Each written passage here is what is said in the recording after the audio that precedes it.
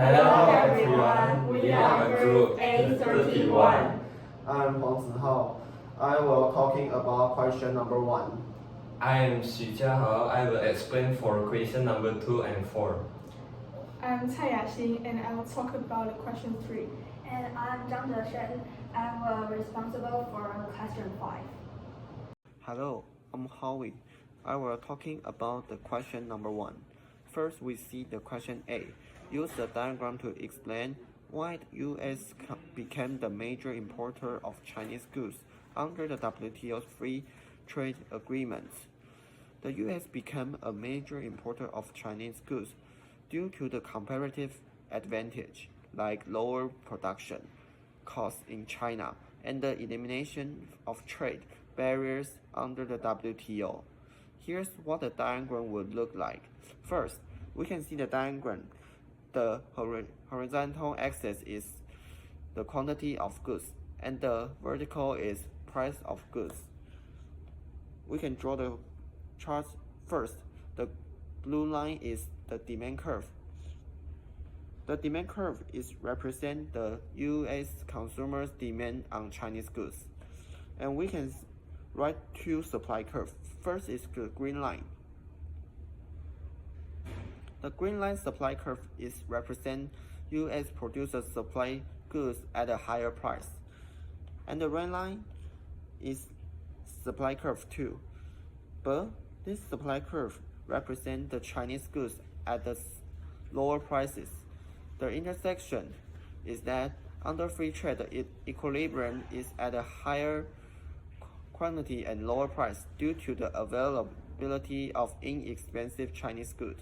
The key point is that the U.S. demand intersects with the lower Chinese supply curve at a higher quantity and a lower price than domestic supply. And then we look at the question B. The imposition of tariffs increased the price of Chinese goods in the U.S. market, reducing imports and increasing domestic production. And we look at the charts. The chart is the same as the question number A.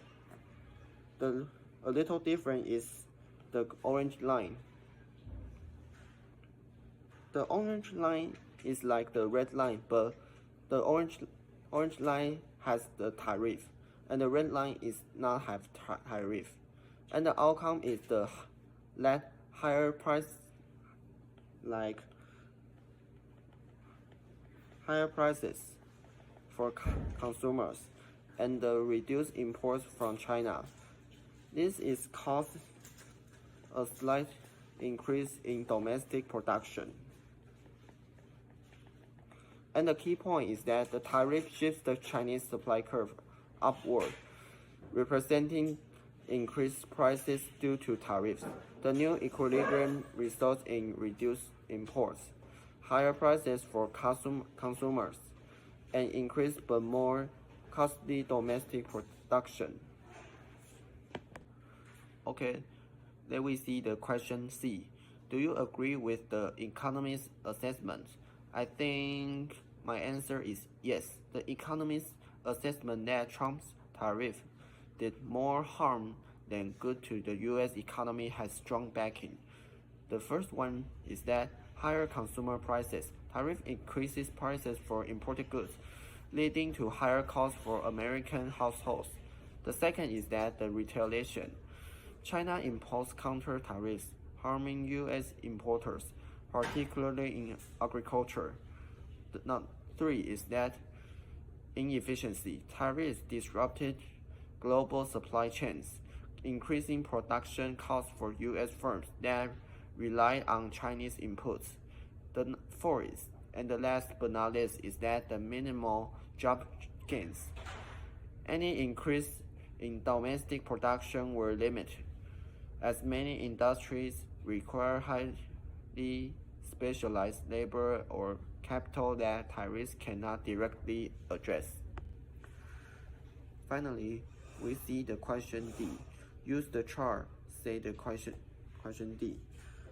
In this chart, we can see that the equilibrium without tariff is this, the red points. And the equilibrium with tariff is the orange points. The first, equilibrium without tariff. At this point, red dots, the price is lower and the quantity is higher, maximize the consumer surplus. The US benefits from inexpensive imports. The second, equilibrium with tariff. The tariff increased the cost of imports, shifting the equilibrium to a higher prices and a lower quantity. Domestic producers slightly increase their output, but a higher cost to consumers. The three, day one loss. The day one loss area is this.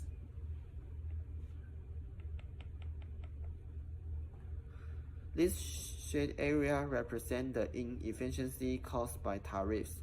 These are trade that no longer occur, resulting in lost economic welfare.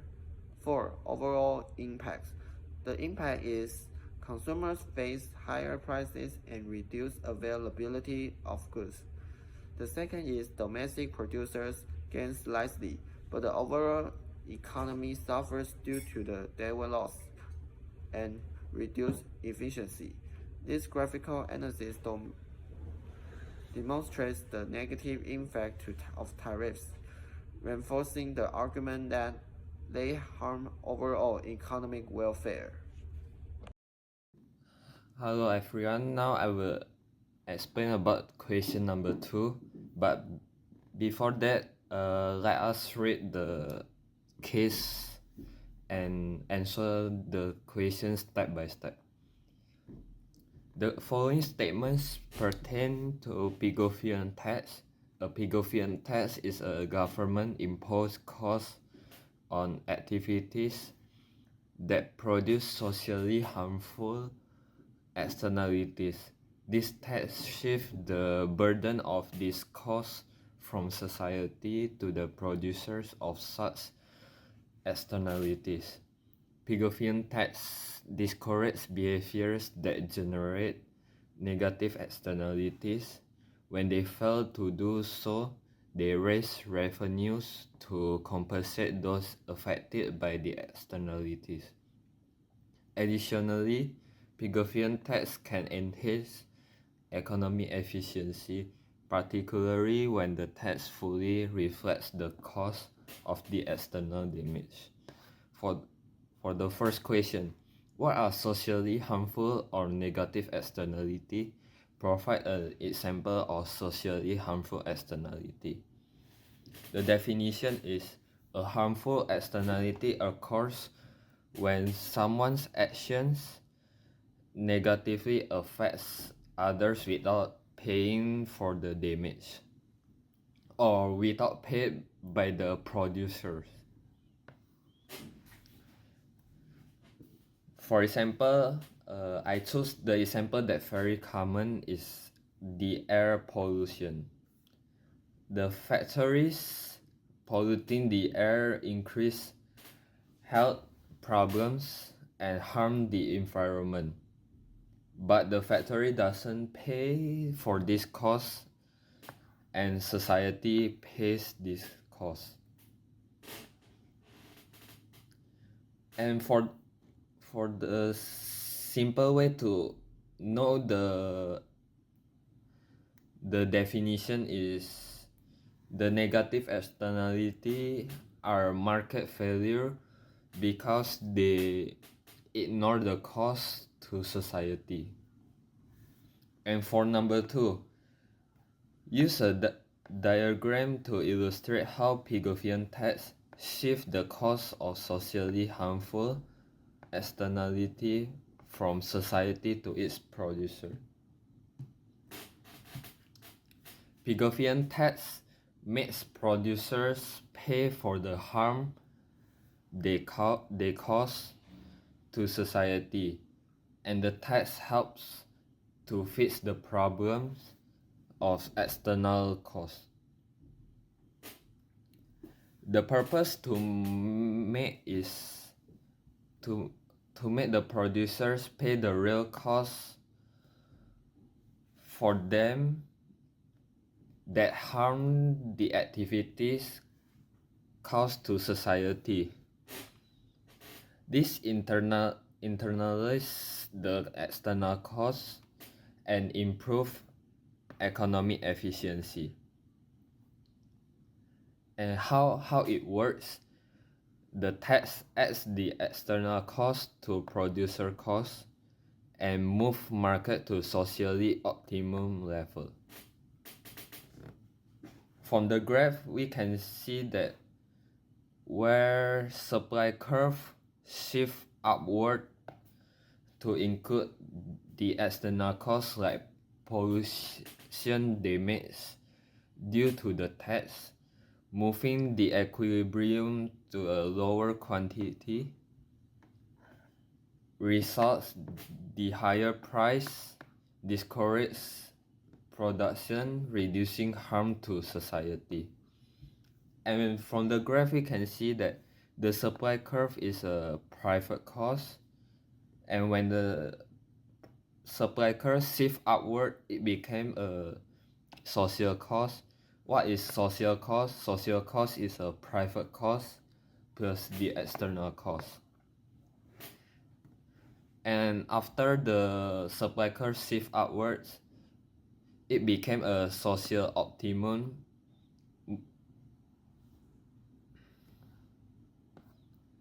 And for number 3, make a diagram demonstrating how Pigouvian tax discourages negative externalities. Pigouvian tax discourages harmful behaviors by making them more expensive, so people and companies do less of them. The higher price means fewer people or companies will buy or produce harmful goods. For the graph, we can see that a demand curve with a horizontal corrective tax lines. When producers or consumers face a high price due to the tax, they buy or produce less, and the results fewer harmful activities like pollution. And for number 4, make a diagram explaining how Pigouvian tax improve economic efficiency. A Pigouvian tax align private costs with a social cost, including the pollution. The vertical distance or a gap between the private cost and social cost is a tax amount. This tax ensures producers consider the real cost of their actions, reducing overproduction. Result society achieve the social optimum quantity where benefits of production equal the total cost, improving overall economic efficiency. Actually, for number 2 and number 4 is the same but a different focus. In number 2, it focuses a tax shift in supply curve due to internalized external costs. If for the number 4 part, it has a vertical distance between a private cost and social cost. It makes a tax amount. And for number 3, it shows the tax increase the price, reducing the quantity of harmful activities. Hello everyone. Today I will discuss TSM company's revenue and cost data. analyzing its current performance and providing recommendations for maximizing profits. Let's go step by step. Part A. Completing the table. From the given data, we calculate the missing value in the table. These include the total cost, price, average variable cost, total physics cost, and average physics cost. The calculation shows that the total cost is higher than the total variable cost, meaning the firm can also include physics cost. The price is equal to total revenue divided by quantity, and other average costs are derived using their respective formulas. Part B. Demand curve and marginal revenue curve. In a perfect competitive market, the firm faces a horizontal demand curve. This is because the firm is a price taker and cannot influence the market price. Similarly, the marginal revenue curve is also horizontal and identical to the demand curve, as every additional unit sold generates the same amount of revenue.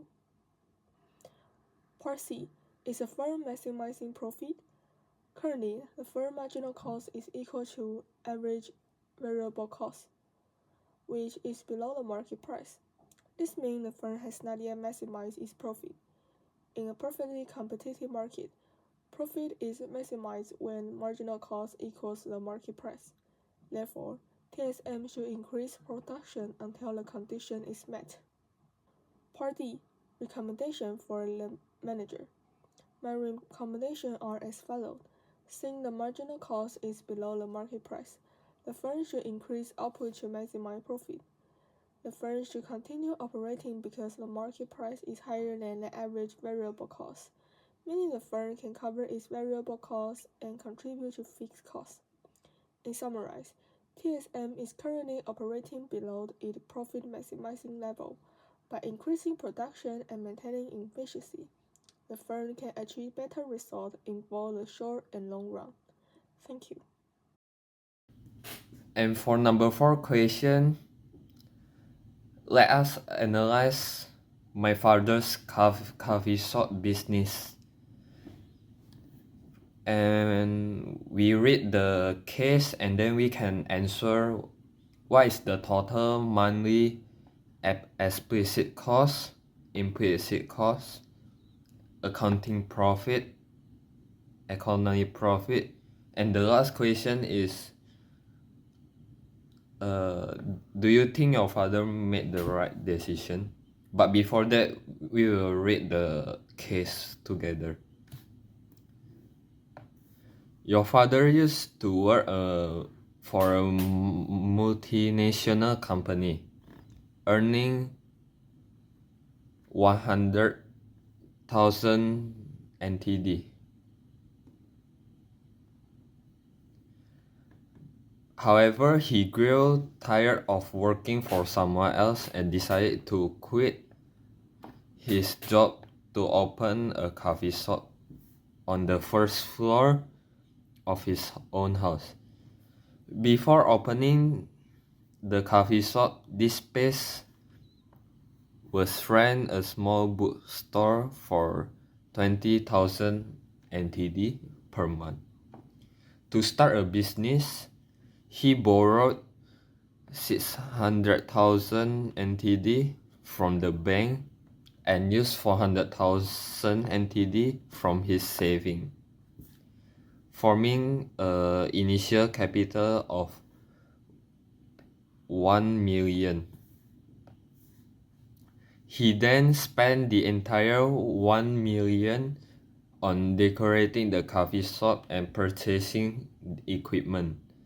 The bank's annual loan interest rate is 2%, while the annual interest rate for saving is 1%.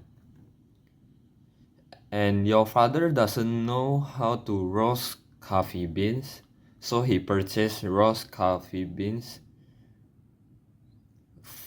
from a coffee roasting expert every month, spending 40,000 NTD. His other monthly expense total is 20,000 NTD. Since he doesn't hire any employees, he has no wage cost. in the first month his revenue was 150,000 NTD. The first question: what is the total monthly explicit cost for your father's coffee shop? Before we find the total monthly explicit cost, we must understand what is explicit cost. Explicit cost is the actual out-of-pocket payments required to run the coffee shop, or we can say the actual payments are made. And from the case, we can see that the explicit cost is roasted beans, which is 40,000 NTD, and the other expense 20 NTD. And interest on bank loan is 600,000 NTD because he borrowed this from the bank, and the bank charged 2% annual interest rate. So how to find the monthly interest? Because the question asks the monthly, so 600,000 NTD times the annual interest rate 2% and divide by 12 because 1 year have a 12 month, so become 1,000 NTD. So the total explicit cost we just add 40,000 NTD plus 20,000 NTD, and the monthly interest is 1,000, and then we get the total explicit cost is 61,000 NTD. And for number 2, what is the total monthly implicit cost of your father's coffee shop? Number 2 question, the question asked is an implicit cost. But before that, we must know what is the implicit cost. Implicit cost is which represent the opportunity cost, or what the father gave up to open the coffee shop. So the main point is the opportunity cost. And from the case, we can see that the opportunity cost is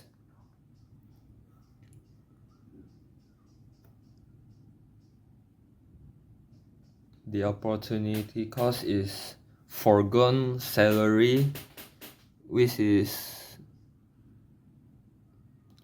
100,000 NTD,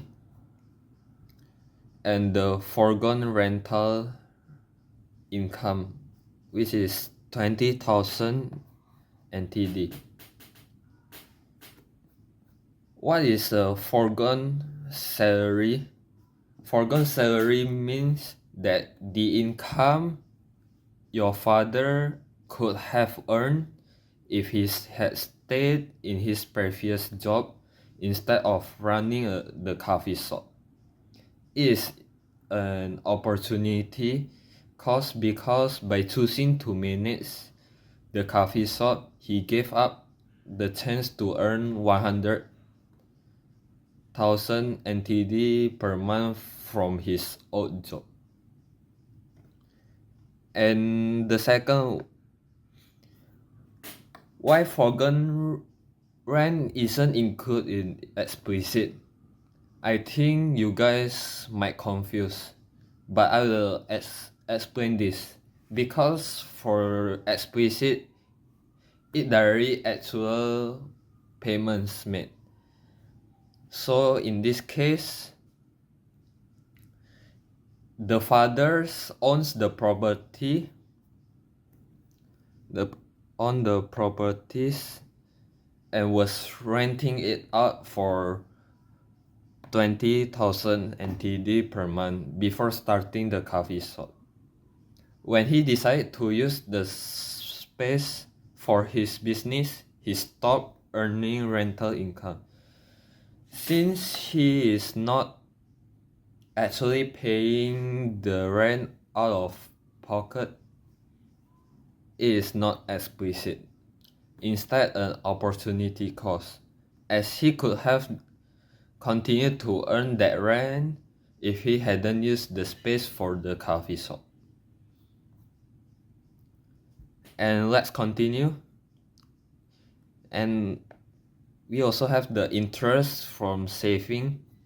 The father used 400,000 NT from his saving, which could have earned 1% annual interest. So that is 333.33 NTD. So the total implicit cost is 100,000 NTD plus the 20,000 NTD plus the annual interest is 333.33. So the total is 120,033 NTD.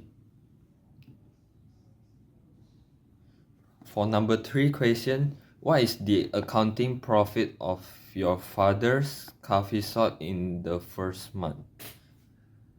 Accounting profit is the difference between the total revenue and explicit cost. In the first month, the coffee shop earned 150,000 NTD in revenue, and the total explicit is 61,000 NTD. So the accounting profit is 150,000 subtract 61,000 NTD, so become 89,000 NTD. And what is the economic profit of your father's coffee shop in the first month? Economic profit is the difference between the total revenue and total cost. The total cost is include explicit and implicit cost.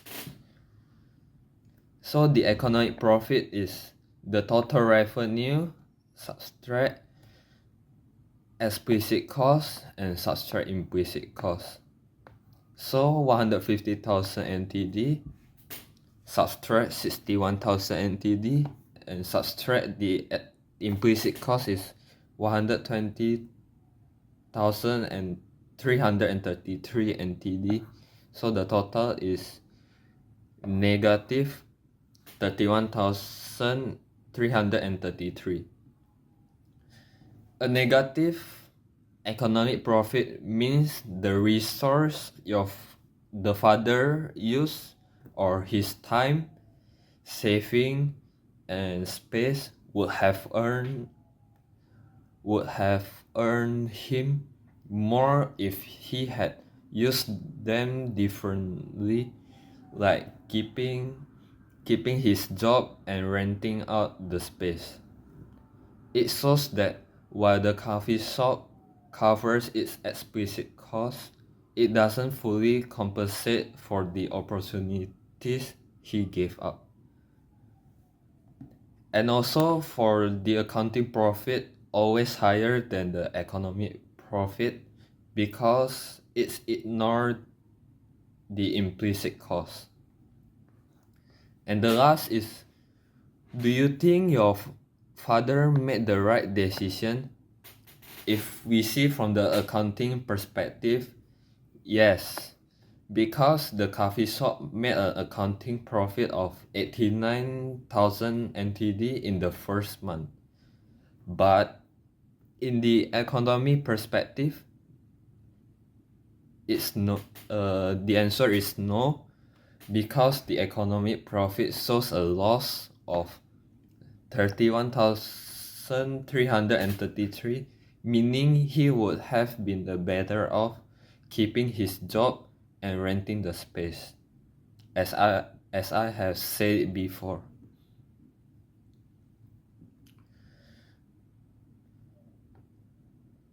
However, this decision isn't just about money. If the father values being his own boss, enjoys running the coffee shop, or believes it will grow in the future, then it might still be worth it to him. Sometimes personal satisfaction and long-term potential matter more than the short-term profit. Okay, thank you. Then I'm gonna talk about the question 5 regarding to the monopoly and perfect competition. First, it is part A. What is the definition of a natural monopoly using a diagram to illustrate?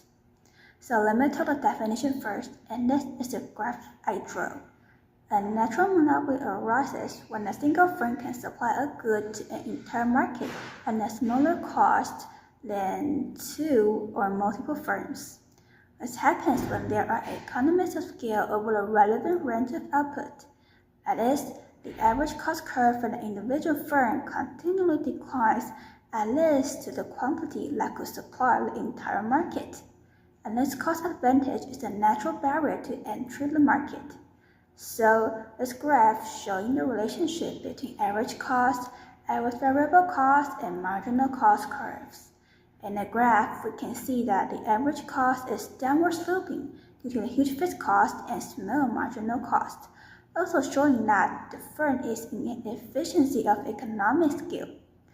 Besides, the average variable cost is in a U-shape as well as marginal cost. They are both low under this situation. The next is part B. Why is an electric company like Tech Power is considered a natural monopoly? An electricity company like Tech Power is considered a natural monopoly because the infrastructure needed to produce and distribute electricity involves high fixed costs, which form a high threshold to enter, which is called a natural barrier, and significant economies of scale. For instance, the construction of power plants, transmission lines, and distribution networks. Therefore, spreading this high cost over a larger output reduces the per unit cost of electricity. That is, a single company like Tech Power can serve the market at a lower cost than several competing companies. So the third is part C, with a diagram that includes various cost curves, including average cost, marginal cost, the market demand curve based by Tech Power, and its marginal revenue curve, to illustrate how Tech Power determines its optimal quantity of output and price. So this is the diagram I drew. First, we can see the demand curve. It is downward sloping. Also, the marginal revenue is downward sloping, but its slope is twice as much as the demand curve. Also, the marginal revenue curve will intersect the middle point of x-axis, meaning that the monopolist's revenue will become negative beyond a certain point. So, how did Tech Power determine its optimal price and quantity? We can see that the Tech Power will choose its quantity when the marginal cost is equal to marginal revenue, and it is at this point. However, Tech Power will set its price by reading from its output up to the demand curve. So the start point is Tech Power's optimal price and quantity. However, this measure to determine the price and quantity will cause a downward loss. The fourth is part D. when other traditional energy suppliers are allowed to sell electricity directly to Taiwanese consumers, the electricity market in Taiwan transitions to perfect competition. It's a diagram to illustrate the market equilibrium point in the case of perfect competition. So below the both diagrams are respectively the firm in perfect competition and market in perfect competition. And let's see the firm first. This is the marginal cost curve. This is the average total cost curve. And this is the marginal revenue curve, which is equal to the price and demand curve. So in this graph, we can see that the equilibrium point is the intersection of marginal cost, average total cost, and marginal revenue equal to demand curve and price. So we can see that at this equilibrium point, a marginal revenue is equal to marginal cost. This is marginal cost, and this is marginal revenue cost. And this is we call profit maximization. Also, this equilibrium also shows that the price is equal to average total cost curve. And this is zero profit, which is called in a long run equilibrium point. Then we can also see that the portion of marginal cost curve above the average total cost curve is the firm supply curve, this one. So we can go to the market in perfect competition. In this graph, we can see that the market equilibrium is the intersection of supply curve and demand curve. So according to this both graph, it tells us that in perfect competition, both firms and buyers are price takers, which means that the price is determined by both the supply curve and demand curve, and this is the market equilibrium point in perfect competition. The last is part E, discuss how electricity prices and quantities in Taiwan shift as the electricity market transitions from a monopoly to perfect competition. And then below are my graphical and descriptive analysis. And let's see this monopoly graph first. The above mentioned, we realize that the monopolist set its optimal quantity and price based on the marginal revenue, marginal cost, and demand curve. So here is monopoly's optimal equilibrium. However, we know that this will cause Taiwan loss, so it is an inefficiency. Then let's see the perfect competition. We know that in perfect competition, the price here will equal to marginal revenue and marginal cost curve. And we also know that in perfect competition market, the equilibrium is determined by both supply curve and demand curve. So both buyers and firms are price takers.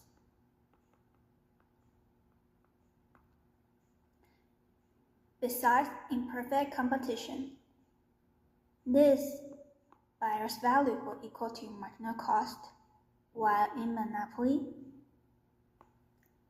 here the the equilibrium is not at the profit maximization.